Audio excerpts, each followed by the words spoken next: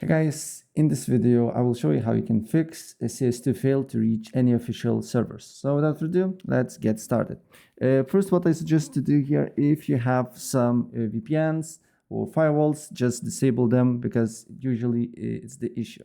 So you just need to go to settings here, go to here network and internet, and then advanced network settings. Then you'll see VPN, maybe it's enabled, or simply go to VPN here and just disable all the VPN that you have, and then look if the problem persists or not.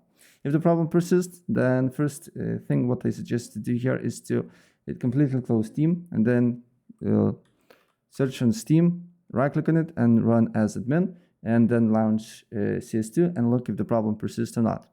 And then also go to Steam, go to CS2, and go to properties, install files, and verify integrity of the game files. So maybe some files of your game is corrupted.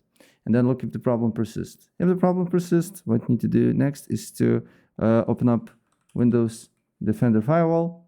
Then you just need to look for, as you can see here, it should be an option to disable firewall. So just press on turn Windows Defender Firewall on or off, and then just turn off firewall, apply the changes, and look if the game is running or not. If the game is not running, what I suggest you to do next is to open up a CMD or command prompt as admin.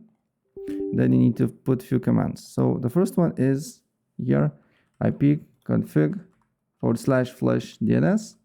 Another command is nesh winsock reset, right?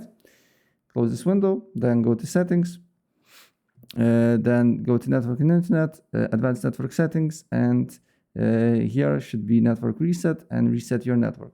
If you're using Wi-Fi, you need to put your Wi-Fi password again, and if you're using Wi-Fi, you don't need to do here nothing.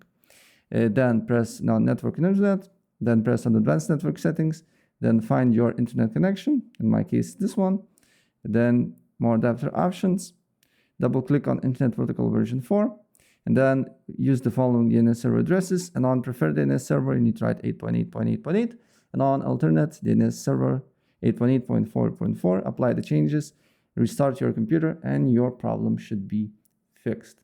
So yeah, that's basically it. If I help you out, please press like button and subscribe for more. Take care. Bye.